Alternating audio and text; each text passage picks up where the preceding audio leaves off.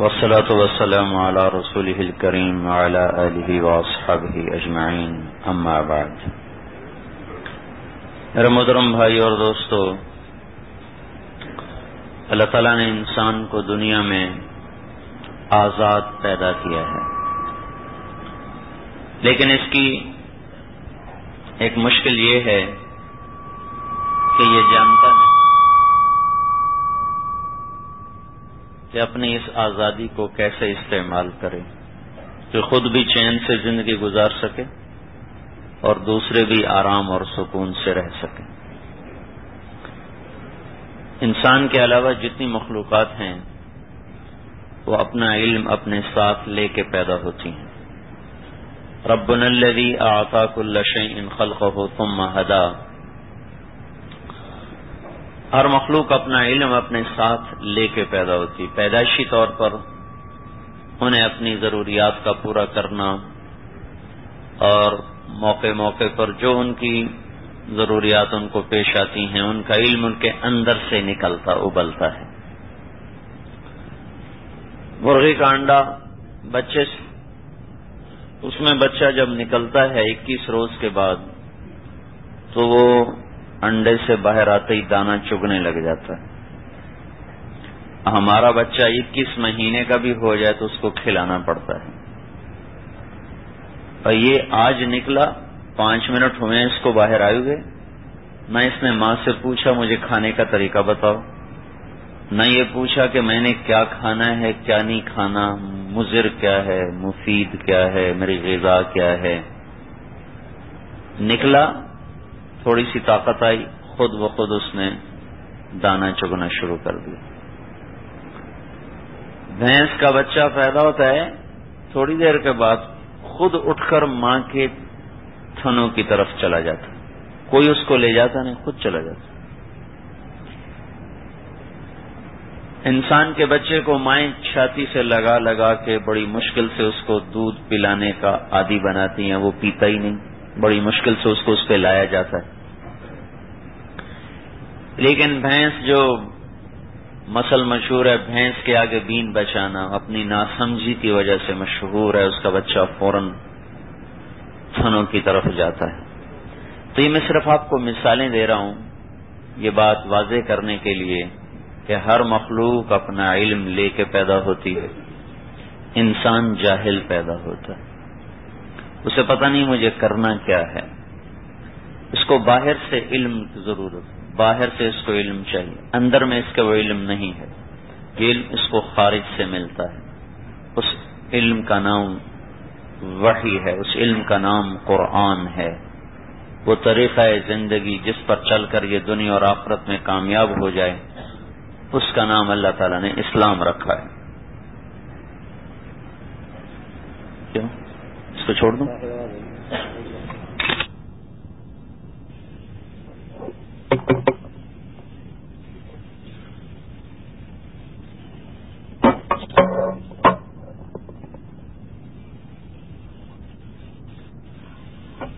بچہ اپنے گھر سے آج نکلا ہے، بلی کی نظر پڑتے ہی بھاگ کے واپس آ گیا، نہ اس کو کسی نے بتایا کہ بلی تیری دشمن، نہ ابا نے نہ اماں نے، پہلی نظر پہ بھاگ کے واپس۔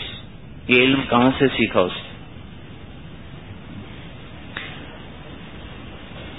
مکڑی جالا بناتی ہے، وہ سویٹر بنتی ہے، وہ پوری ٹیکسٹائل مل ہے، وہ ٹیکسٹائل انجینئر ہے، ٹیکسٹائل والوں کو دھاگا خریدنا پڑتا ہے، ہم سے کپاس خریدتے ہیں، ہم کپاس کے کاشتکار ہیں، ہم کپاس کاشت کرتے ہیں، آگے ہم سے جننگ والے لیتے ہیں، پھر ان سے ملوں والے لیتے ہیں، پھر وہ دھاگا بنتا ہے، پھر وہ بنانے کے لیے بڑے ماہر انجینئر ہیں، بڑے لوگ ہیں پڑھے ہوئے۔ مکڑی اپنے اندر سے ہی وہ کپاس نکالتی ہے، اندر سے ہی مادہ نکالتی ہے، اندر سے ہی وہ جالا بنتی ہے، اندھیرے میں بنتی ہے، ادھر تو لائٹیں مشینیں انسان کھڑے ہوئے، پھر بھی ہر مشین پہ دھاگے ٹوٹ رہے اور وہ ضائع ہو رہا ہے مال۔ لیکن بالکل رات تاریک ہوتی ہے، ہمارے ٹوائلٹ میں کہیں گھر کے کونے میں مکڑی جالا بنتی ہے، لائٹیں بند ہیں، رات کا گھپ اندھیرا ہے، لیکن اس اندھیرے میں وہ اپنا سارا تانا بانا بنتی ہے، سارا جال بنتی ہے سویٹر کی طرح، اور اس میں وہ اتنی مضبوطی سے کام کرتی ہے کہ مکڑی کے جال میں جو ایک تار چلتا ہے، اس تار کی موٹائی کے برابر اگر لوہے کی سلاخ بنائی جائے باریک سی، اسی کے برابر، تو اس لوہے کی سلاخ سے یہ مکڑی کا بنایا ہوا جو دھاگا ہے وہ 1000 گنا زیادہ مضبوط ہوتا ہے۔ 10 گنا نہیں، 100 گنا نہیں، 1000 گنا زیادہ وہ اس سے مضبوط ہوتا ہے۔ تو ربنا الذی اعطى كل شیء خلقه ثم هدى، رب وہ رب ہے جو ہر چیز کو پیدا کرتا ہے، اسے زندگی گزارنے کا طریقہ سکھاتا ہے۔ انسان کو نہیں سکھاتا اس طرح، اس کو سیکھنا پڑتا ہے۔ انسان کبھی خود کفیل نہیں ہو سکتا، باقی ساری مخلوق خود کفیل ہے۔ ہم جس کے پاس پیسہ آ جائے ہم کہتے ہیں یہ خود کفیل ہو گیا، تو کیا اس نے اپنا گھر خود بنایا ہے؟ یہ کرتا میں نے خود سیا ہے، کپڑا میں نے بنایا ہے، میں نے کپڑا کہیں سے خریدا، سلوایا کہیں سے، خریدا کہیں سے، کپڑے والوں نے آگے کہیں سے خریدا۔ تو انسان کبھی خود کفیل نہیں ہو سکتا، زیادہ سے زیادہ یہ ہے کہ وہ خوشحال ہو سکتا ہے۔ پیسے آ گئے، ہاں بھائی گھر بنانا ہے، مستری بلاؤ، کپڑے سلوانے ہیں، درزی بلاؤ، کھانا پکانا ہے، باورچی بلاؤ، خود تو سارے کام نہیں کرتا۔ جو کسی کا محتاج نہ ہو وہ ہوتا ہے خود کفیل۔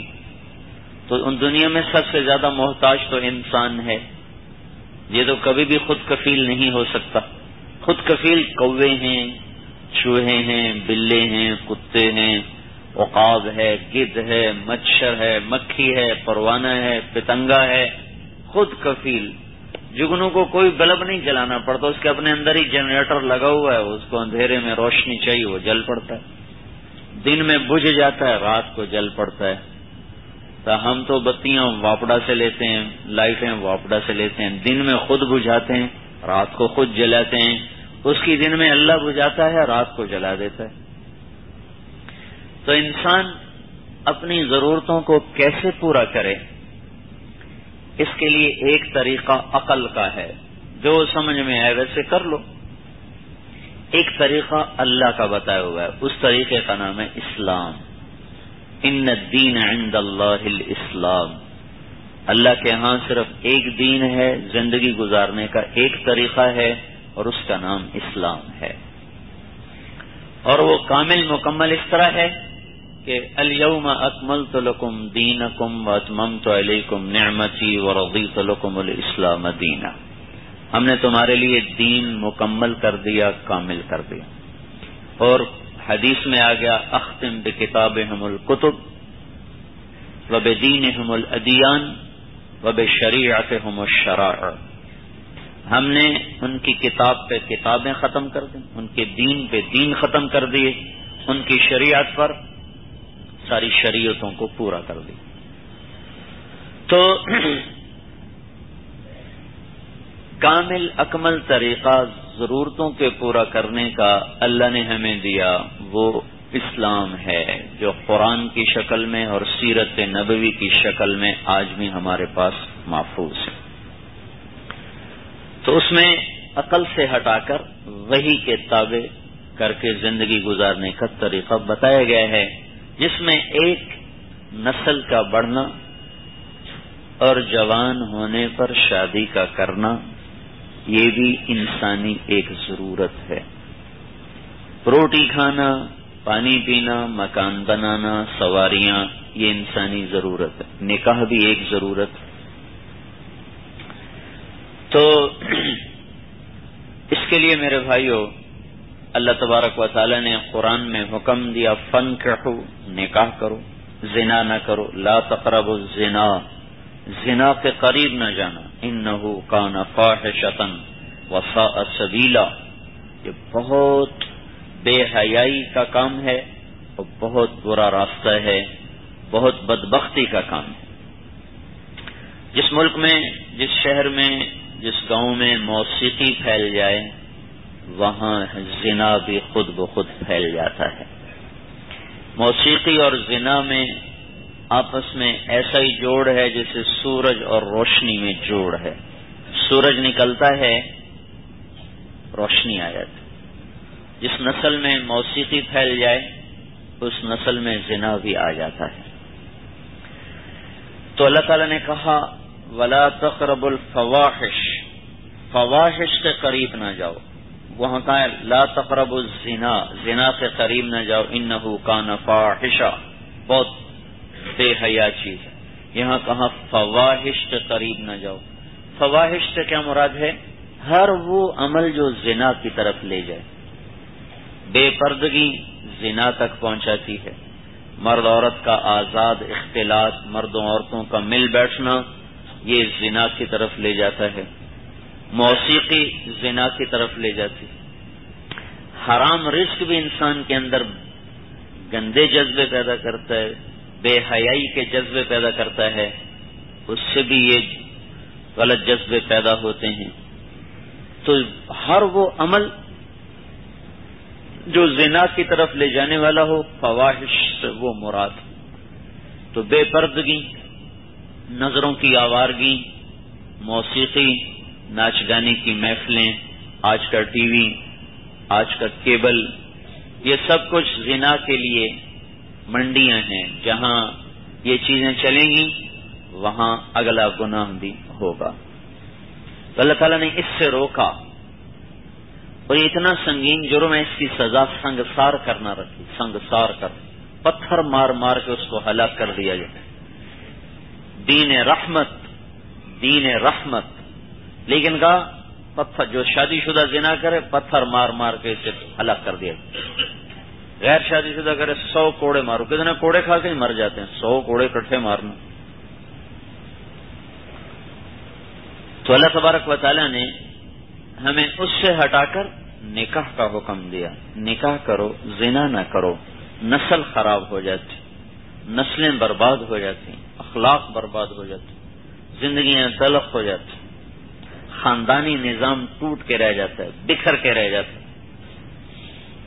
جیسے یورپ میں خاندانی نظام بکھر گیا. 1792 میں انگلستان میں لندن میں ایک عورت تھی، اس کا نام تھا میری والسٹون کرافٹ. اس نے ایک کتاب لکھی، آزادی نسواں، عورتوں کو آزادی دی جائے. عورتیں کیوں کمرے میں پابند ہوں، کیوں چار دیواری میں پابند ہوں، یہ باہر آئیں، مردوں کے شانہ بشانہ کام کریں، ان کو پوری آزادی دو. اس سے پہلے یورپ میں بھی کوئی تصور نہیں تھا عورت کا بے پرد ہو کر باہر آ جانا. وہاں کی تہذیب بھی حیا پر مشتمل تھی، چاہے کفر تھا. پیچھے سے شیطان نے اس کو بھڑکایا. ادھر انگریز کا راج ساری دنیا میں تھا. 18ویں صدی عروج تھا یورپ میں، خاص طور پر انگلینڈ کا ساری دنیا میں سورج غروب نہیں ہوتا. تو کچھ شیطان کی طاقت، پیچھے حکومت کی طاقت، پیچھے نفس کی طاقت. مردوں کو بھی اس میں زیادہ شہوتیں پوری ہونی تھیں، عورتوں کی بھی اس کو ہوا لگی. تو وہ بڑھتے بڑھتے بڑھتے وہ چنگاری ایسی آگ بنی ہے کہ اب ان کا سارا نظام ٹوٹ پھوٹ گیا ہے. اب سن 2000 میں ایک سروے کیا گیا، اسی انگلینڈ کا سروے کیا گیا جہاں سے یہ 1792 میں تحریک چلی تھی عورتوں کو آزادی دی جائے. تو 2000 میں ایک سروے کیا گیا، عورتوں سے پوچھا گیا تم واپس گھر جانا چاہتی ہو یا کام کرنا چاہتی ہو، اسی طرح آزاد رہنا چاہتی ہو.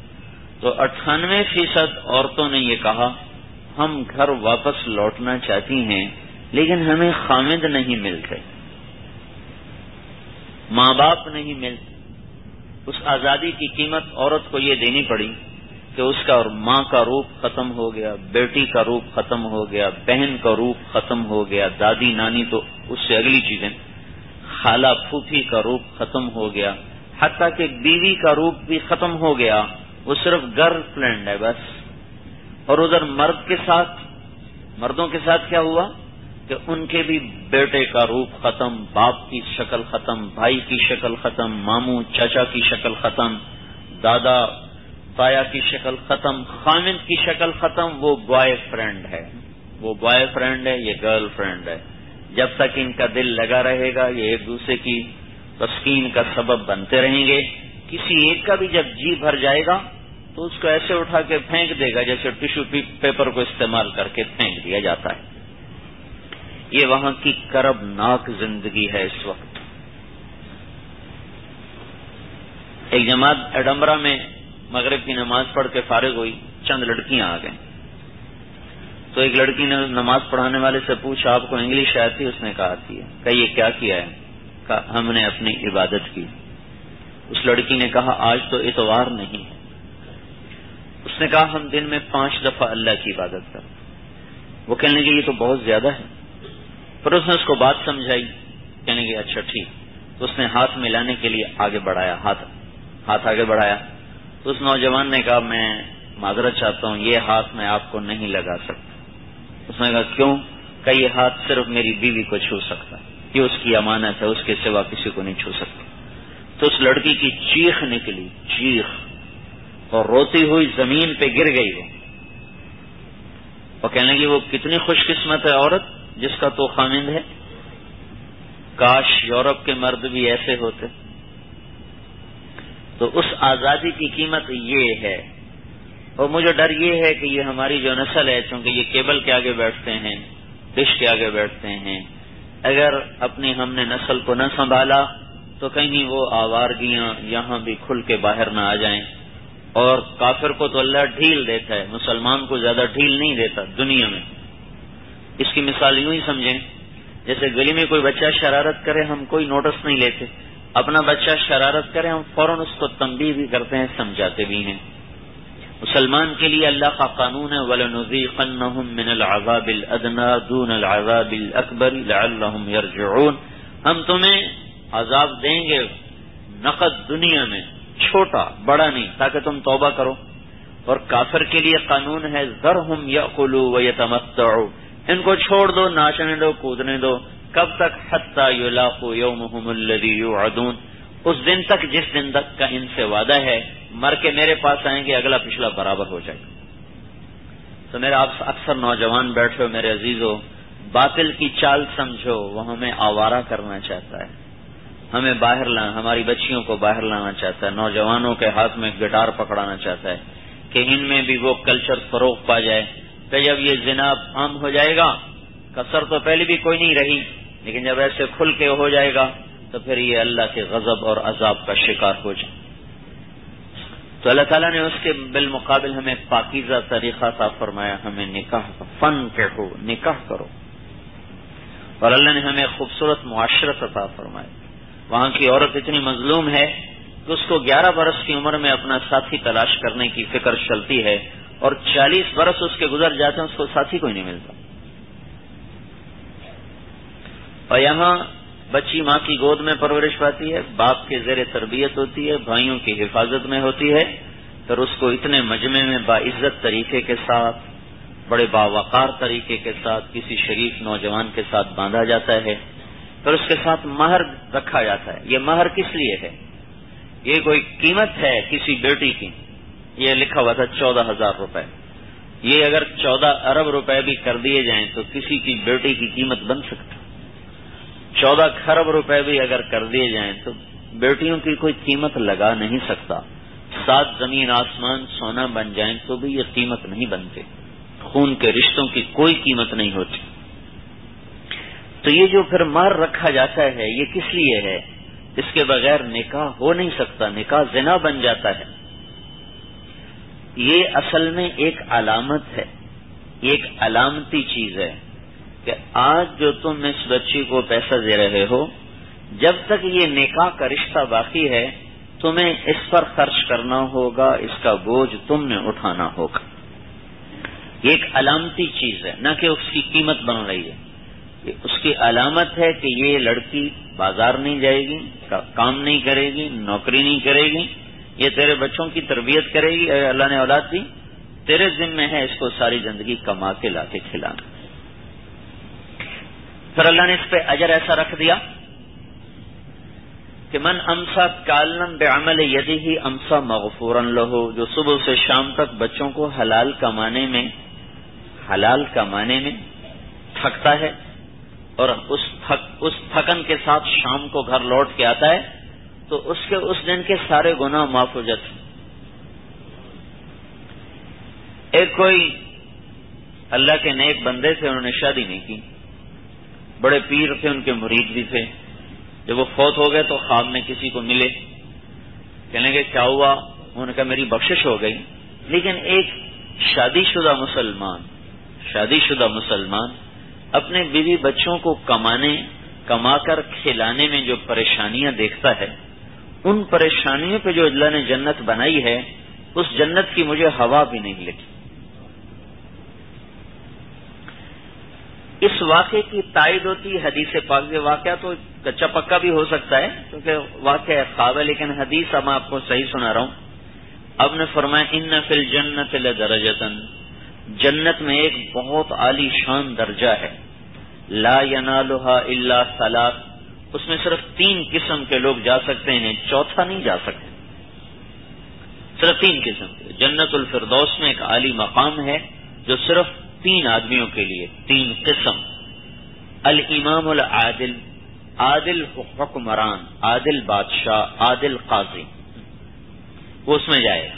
دوسرا ذو رحم وصول، جو اپنے رشتہ داروں سے اچھا سلوک کرے، جو ماں باپ کی خدمت کرے، ان کی دعائیں لے، جو چاچا چاچی، خالہ خالو، پھوپھا پھوپھی، ماموں ممانی، جو خون کے جو رشتے ہیں، رحم کے ماں باپ اور ماں باپ کی طرف سے جو رشتے بنتے ہیں، جو ان سے اچھا سلوک کرتا رہے، یک طرفہ، وہ کریں نہ کریں یہ کرتا رہے، یک طرفہ، وہ نہیں کر رہا یہ پھر بھی کر رہا ہے، یہ بھی اسی مقام پر پہنچے گا۔ ذو عیال صبور، اللہ نے ایک شخص کو اولاد دی پر رزق تھوڑا دیا، اولاد زیادہ رزق تھوڑا، اب وہ حرام نہیں کماتا، جھوٹ نہیں بولتا، ڈنڈی نہیں مارتا، رشوت نہیں لیتا، خیانت نہیں کرتا، بلکہ اسی حلال میں روکھی سوکھی خود بھی کھاتا ہے، ان کو بھی کھلاتا ہے، صبر کرتا ہے۔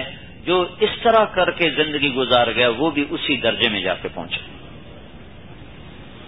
تو اللہ تعالیٰ نے ہمیں بھائیو پاکیزہ شریعت عطا فرمائی، ہمیں نکاح کا حکم دیا۔ خود ہمارے نبی نے نکاح کیے، اپنی بیٹیوں کی شادیاں کی، صحابہ کے نکاح خود کیے، ان کے ولیموں میں شریک ہوئے، اپنے ولیمے میں ان کو بلایا، تو ہمیں ایک زندگی کا نمونہ ملا۔ حضرت عیسیٰ علیہ السلام نے تو شادی نہیں کی، تو ان کی امت کے سامنے نبی کی طرف سے نمونہ ہی کوئی نہیں تھا کہ بھائی کیا کرنا ہے۔ شادی نہیں کی تو اولاد بھی کوئی نہیں تھی، تو اولاد کی شادیاں کیسے کریں؟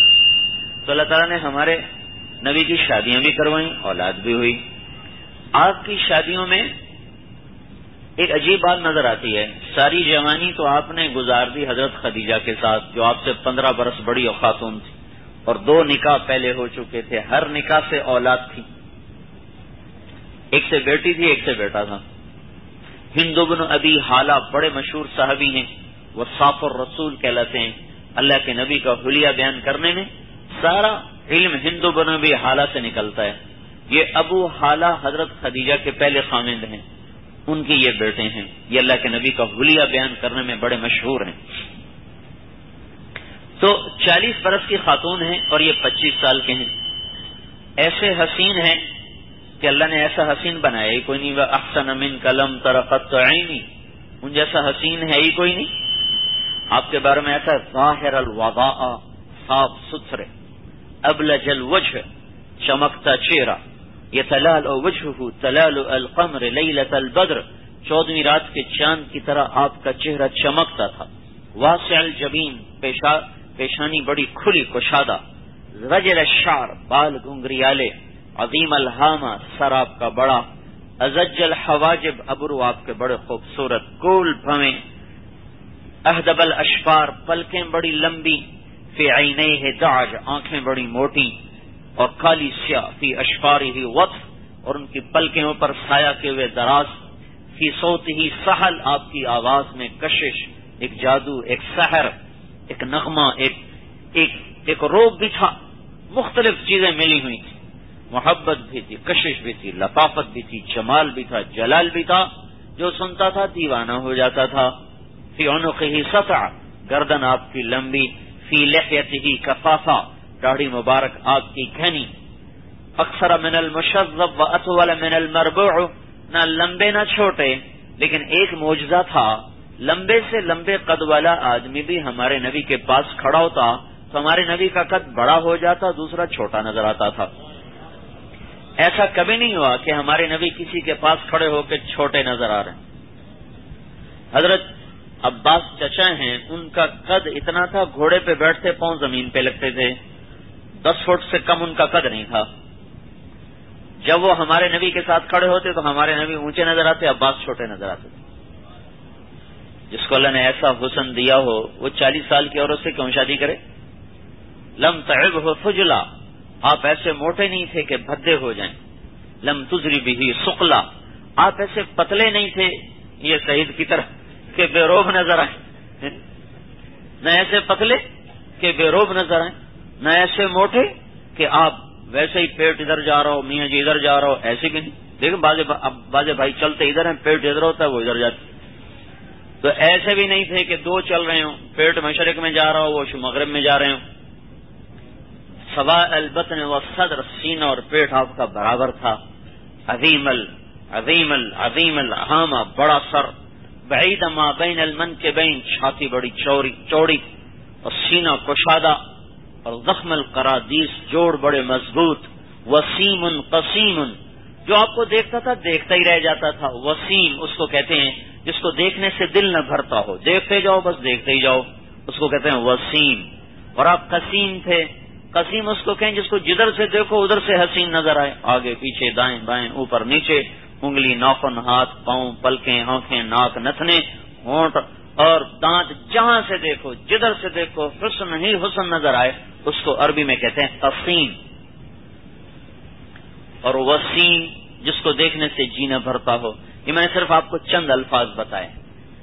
تو ایسے نوجوان کو 40 سال کی عورت سے شادی کی کیا ضرورت؟ اس کو تو وہ تو 20 برس کی لڑکی سے شادی کرتے، 18 برس کی لڑکی سے شادی کرتے۔ ایسا حسن تھا کہ لوگ دیکھ کے دیوانے ہو جائیں۔ حضرت عائشہ فرمایا کرتی تھی کہ مصر کی عورتوں نے یوسف علیہ السلام کو دیکھ کے ہاتھ کاٹے تھے، میرے محبوب کو دیکھتی تو سینے چیر کے بیٹھ جاتے۔ پھر آپ کے 50 برس کی عمر ہوئی تو تب حضرت خدیجہ کا انتقال ہوا۔ 51 برس کی عمر میں آپ نے حضرت سودا سے شادی کی، اور 52 برس کی عمر میں آپ نے نکاح کی حضرت عائشہ سے۔ 53 برس کی عمر میں آپ نے حضرت عائشہ سے شادی کی۔ پھر 53 سے 63 باقی 10 سال میں آپ نے 8 نکاح کیے۔ تو بڑھاپے میں کوئی شادی کے شوق بڑھتے ہیں کہ گھٹتے ہیں؟ ایک حدیث میں آتا ہے آپ نے مالی فی النساء بحاجہ، مجھے عورتوں کی کوئی خواہش کوئی نہیں ہے۔ اگر عورتوں کی خواہش ہوتی تو اب جوانی میں کٹھی 9 شادیاں کرتے۔ 50 برس گزر گئے، پھر 51 گزر گئے، پھر 52 میں، پھر 53 میں آپ نے تیسرا نکاح کیا۔ پھر 53 سے لے کر 63 60 برس کی عمر میں آپ نے آخری نکاح کیا۔ حضرت میمونہ رضی اللہ تعالیٰ عنہ آپ کی آخری بیوی ہیں، اس وقت آپ کی عمر 60 برس تھی، اور 63 سال اور 4 دن کی عمر پا کے آپ دنیا سے چلے گئے۔ اور انگریزی لحاظ سے 61 برس 2 مہینے اور 23 دن آپ کی عمر بنتی ہے، جنوری فروری مارچ کے لحاظ سے 63 سال اور 4 دن آپ کی عمر بنتی ہے، یہ محرم صفر چاند کے لحاظ سے 22,330 دن اور 6 گھنٹے آپ کے بنتے ہیں ایام کے لحاظ سے۔ اس میں نبوت کے 8,156 دن بنتے۔ تو آپ نے نکاح کیے، مدینے میں آ کے نکاح کیے، سادہ بھی کیا ہے، درمیانہ بھی کیا ہے، کچھ تکلف والا بھی کیا ہے، تاکہ تینوں طبقات کے لیے آسانی ہو جائے، غریب بھی کر سکے، متوسط بھی کر سکے، مالدار بھی کر سکے، تینوں کی رعایت کر کے آپ نے نکاح فرمائے، ولیمے کیے۔ اور یہ جو آپ کی شادیاں تھیں یہ پھر ضرورت کی تھی۔ ضرورت کیا تھی؟ عورتوں میں دین جائے۔ اب ہر وقت تو عورتیں آ کر حضور سے نہیں پوچھ سکتی، آپ تو مردوں میں گھرے ہوئے، کبھی جہاد میں کبھی جنگوں میں، تو اس کا شور زیادہ ہو گیا کہ جو کثرت ہوئی اس لیے ہوئی کہ عورتوں میں اللہ کا دین پہنچتا چلا جائے۔ آپ گھر میں ہیں، اپنی بیویوں کو بتا رہے ہیں، آپ مسجد میں ہیں، ایک گھر میں ہیں، باقی گھر خالی ہیں، تو آپ کی ایک بیوی ہوتی تو تو ہر وقت آپ تو پریشان ہو جاتے، ہر وقت عورتیں پوچھنے کے لیے آ رہی ہیں، ہر وقت آپ پردے میں جاتے، وہ پردہ کرواتے. اس زمانے میں کوئی اتنے بڑے گھر تو تھے نہیں، ایک کمرہ ہے، پردے کیسے ہوتے؟ تو اب ایک بیوی کے پاس آپ ہیں، 8 بیویاں فارغ ہیں، اب کسی کے پاس 10 عورتیں بیٹھی، کسی کے پاس 4، کسی کے پاس 5، کسی کے پاس 6، کسی کے پاس 1، کسی کے پاس 2. تو ہر وقت ایک سیکھنے سکھانے کا نظام چل رہا تھا. تو آپ نے بھائی بہت سادہ نکاح کیا ہے حضرت صفیہ رضی اللہ تعالیٰ عنہا والا. ان کا ولیمہ ایسے ہوا کہ آپ نے ارشاد فرمایا اپنی اپنی روٹی ہر کوئی لے کر میرے دسترخوان پہ آ جاؤ. تو ہر آدمی اپنا کھانا لے کر آیا اور حضور کے دسترخوان پہ بیٹھ کر سب نے مل جل کے کھانا کھایا. حضرت صفیہ رضی اللہ تعالیٰ عنہا سے جو آپ کا نکاح ہوا ہے فتح خیبر کے موقع پر. تو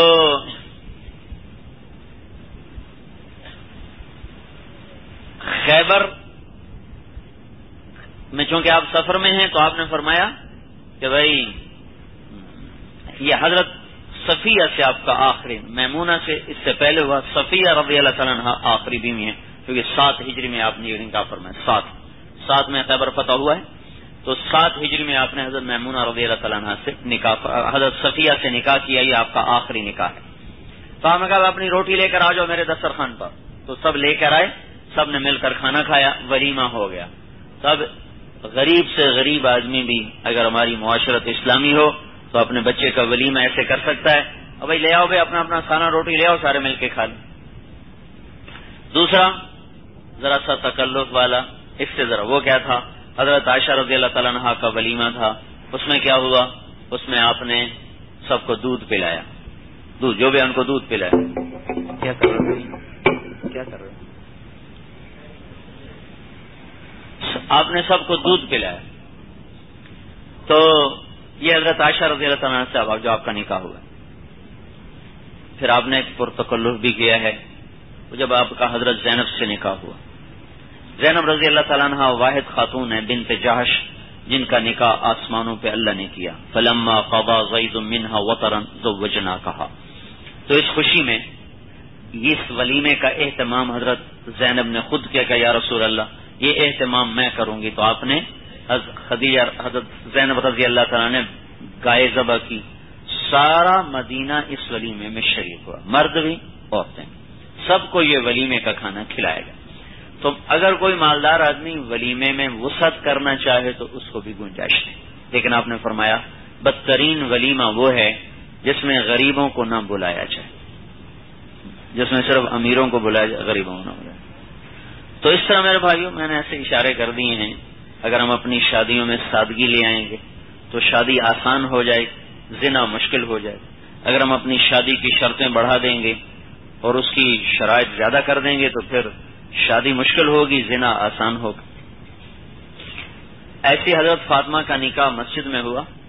2-4 مہینے کے بعد حضرت علی نے عرض کی یا رسول اللہ رخصتی ہو جائے. تو آپ نے فرمایا ٹھیک ہے کروا دیتے ہیں. تو آپ مغرب کی نماز پڑھ کے گھر آئے تو آپ نے فرمایا ام ایمن کو بلاؤ. حضرت فاطمہ رضی اللہ تعالیٰ عنہ فرماتی میں گھر میں کام کر رہی تھی جیسے لڑکیاں کام کرتی ہیں، تو میں نے سنا آپ فرما رہے ہیں ام ایمن کو بلاؤ.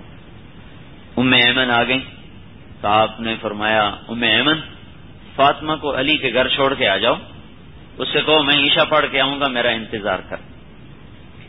اب یہ 2 جہان کے سردار کی سب سے پیاری بیٹی ہیں، ان کی بارات یوں جا رہی ہے کہ باپ بھی ساتھ چھوڑنے نہیں گئے اور دلہا لینے نہیں آیا، باپ چھوڑنے نہیں گیا. ام ایمن جو باندھی ہیں آپ کی والدہ کی باندھی تھی ان کے ساتھ بھیج دیا. دونوں عورتیں چل کے حضرت علی کے دروازے پر دستک بھی حضرت علی باہر نکلے. کہا اپنی امانت سنبھال لو اور اللہ کے نبی کا فرمان ہے میں عشاء کے بعد آؤں گا. اتنی سادگی سے رخصتی ہو گئی.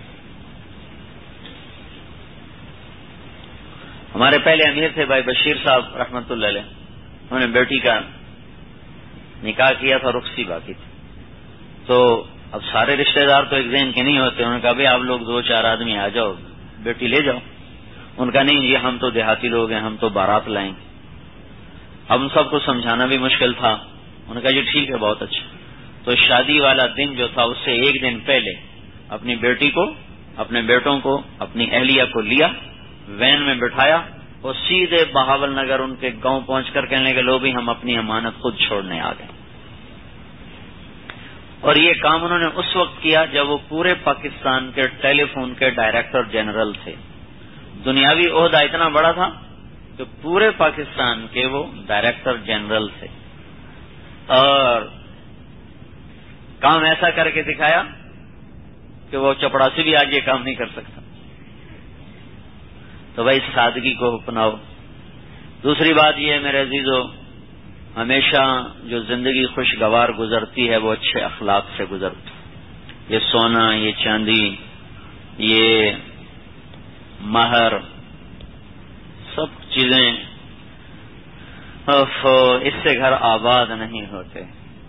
گھر ہمیشہ وہ آباد ہوگا جس میں لڑکے کے اخلاق بھی اچھے ہوں گے، لڑکی کے اخلاق بھی اچھے ہوں گے.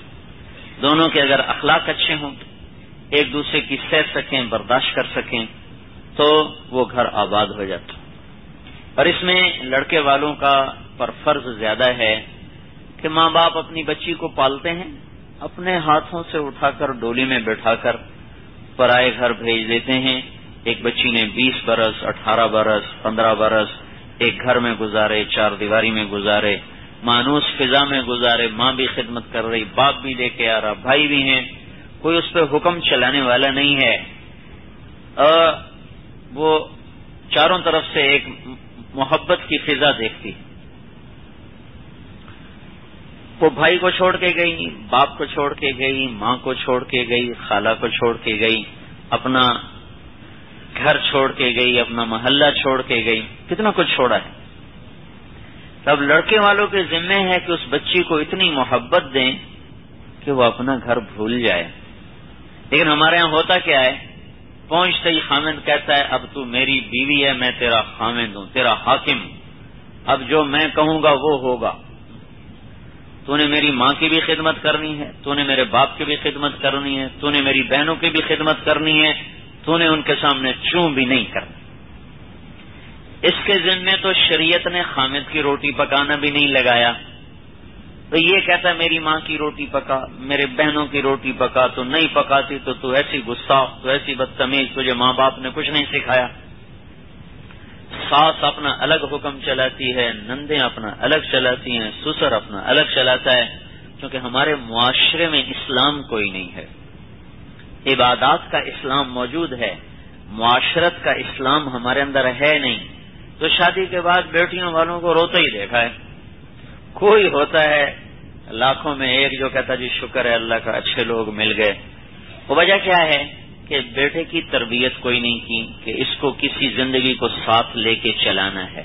ہمارے ہاں شادی کا معیار اتنا ہے، کاروباری ہو، پیسے والا ہو، شادی کر دو.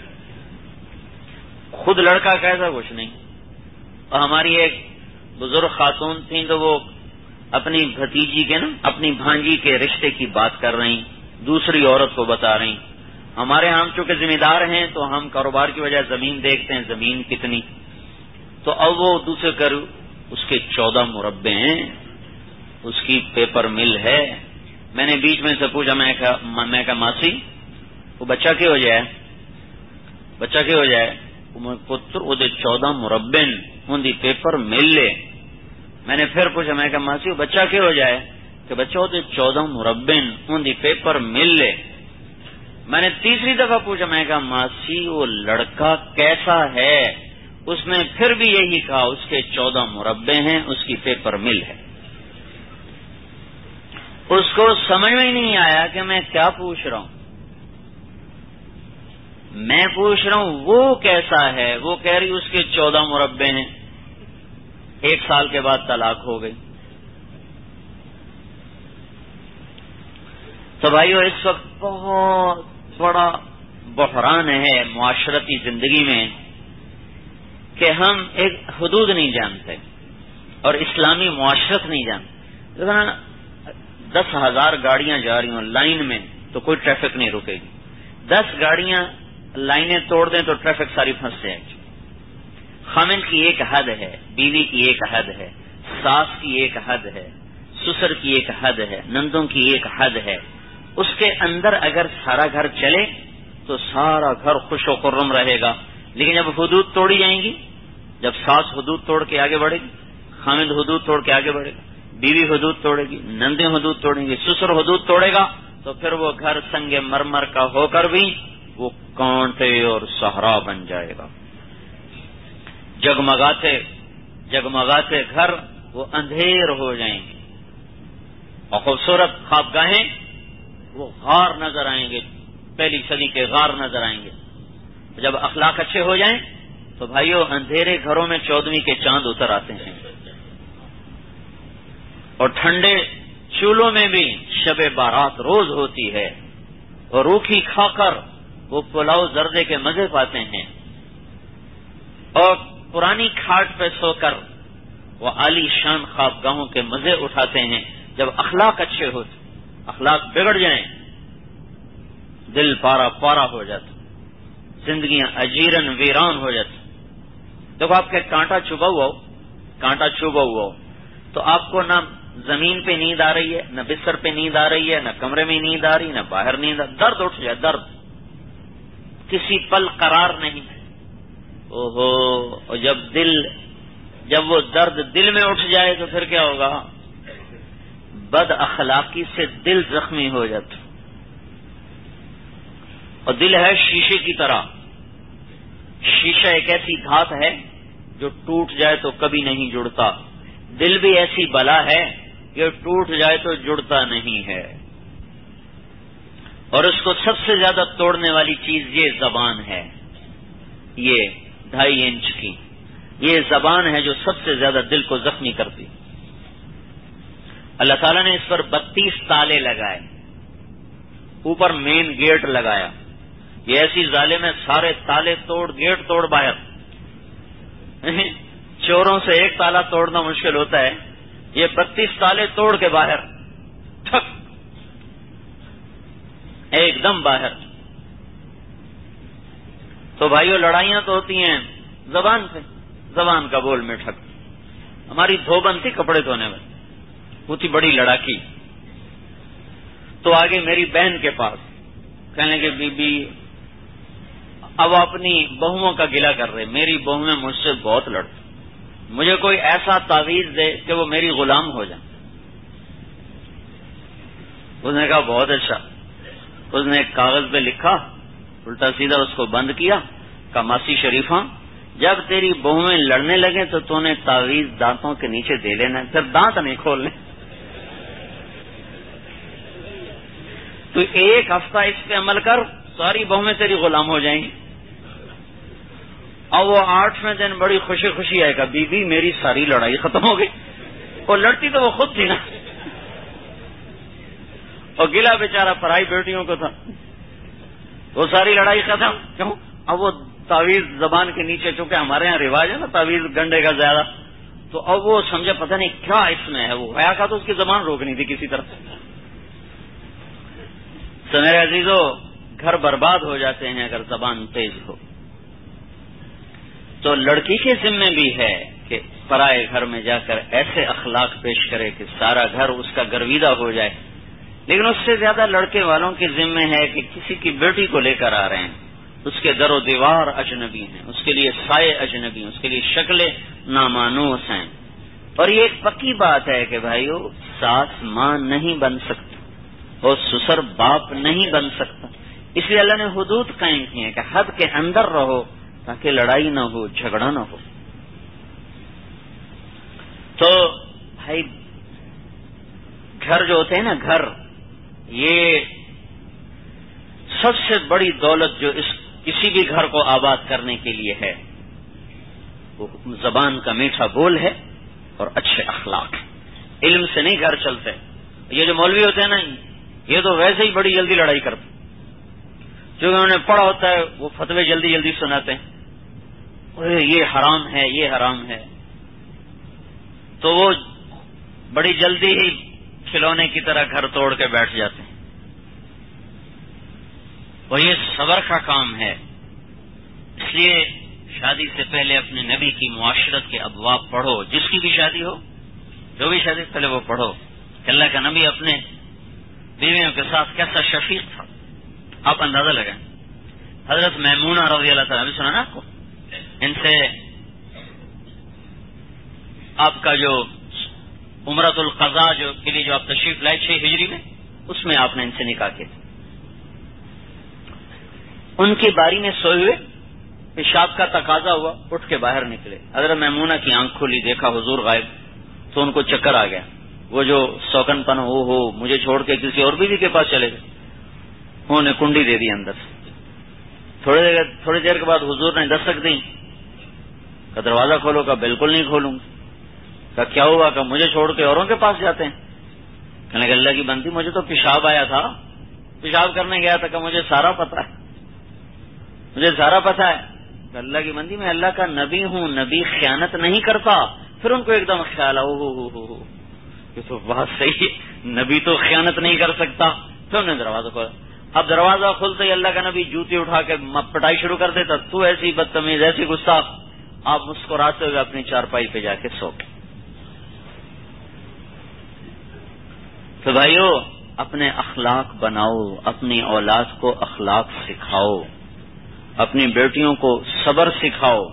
کہ آج کے معاشرے میں، آج کا معاشرہ وہ آنے والی بیٹیوں کو نوکری بنا کے رکھتا ہے.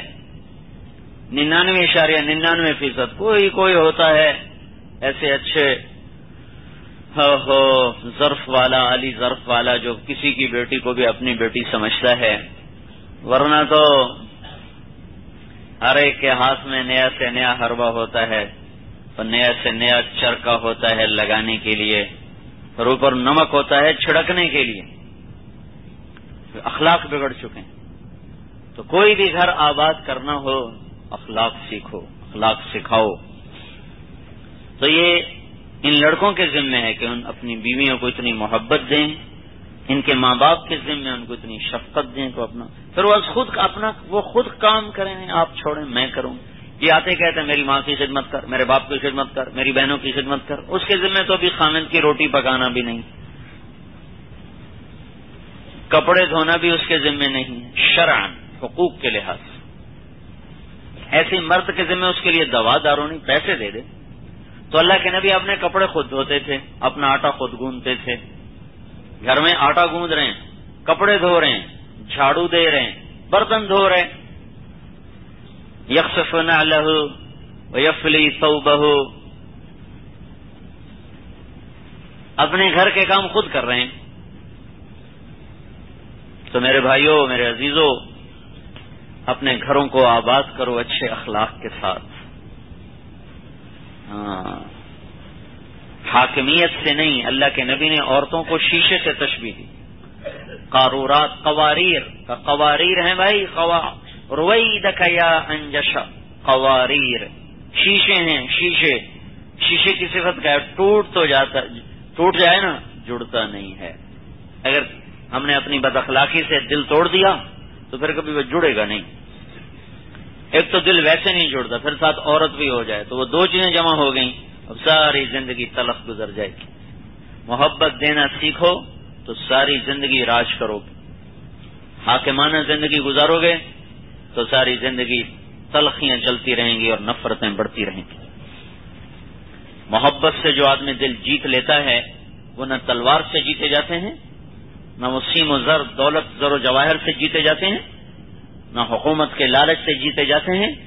دل وہی جیت سکتا ہے جو چپ رہنا جانتا ہو، جو سر جھکانا جانتا ہو، جو درگزر کرنا جانتا ہو، جو خاموش رہنا جانتا ہو، جو غلطیوں سے نظریں جھکانا جانتا ہو، غلطی پکڑنا نہ جانے. یہ کیا کر دیا، یہ کیوں کر دیا، یہ کیا کیا، یہ کرنا تھا، یہ نہ کیا. یہ تقسیم کار ہے. عورت کے لیے گھر کی زندگی ہے، مرد کے لیے باہر کی زندگی. تو میرے بھائیوں، اخلاق کو بنانے کے لیے جس درجے کا ایمان چاہیے وہ ایمان ہے نہیں، جس درجے کی محنت چاہیے وہ ہے نہیں. تبلیغ میں بھی چلہ دیتے ہیں، سال دیتے ہیں، لیکن اس سے اخلاق نہیں بنتے. کچھ قربانی کا جذبہ بن جاتا ہے، کچھ تہجد گزار ہو جاتے ہیں، کچھ نمازی ہو جاتے ہیں، کچھ دعوت دینے والے بن جاتے ہیں، گشتیں کرنے والے بن جاتے ہیں. لیکن اخلاق کی بلندیوں تک پہنچنے کے لیے جس ایمان کی ضرورت ہے وہ اس سے نہیں بنتا. وہ مزید قربانی دینی پڑتی، مسلسل قربانی. ایک حدیث میں آتا ہے اللہ تعالیٰ نے صحیح یقین اور اچھے اخلاق بڑے تھوڑے تقسیم کی. تو جو چیز بازار میں تھوڑی اس کی تو قیمت بڑھ جاتی. تو اس لیے میرے بھائیوں اپنے اخلاق بناؤ. اگر اپنے گھروں کو آباد کرنا ہے اخلاق سیکھو. اللہ کے نبی نے اخلاق 3 چیزوں میں بتایا. توصل من قطعک، جو توڑے تم اس سے جوڑو. وتعفی من حرمک، جو تمہارا حال بھی نہ پوچھے تم اسے کھانے کھلاؤ.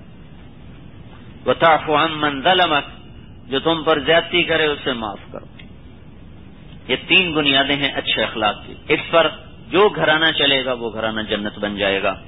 اس لیے بھائی اللہ کی راہوں میں نکلو، مسلسل نکلو، بار بار نکلو. مسجدوں میں بیٹھ کر اس کے تذکرے کرو، اس کی فضا بناؤ، تب جا کر یہ معاشرت والا دین زندہ ہوگا.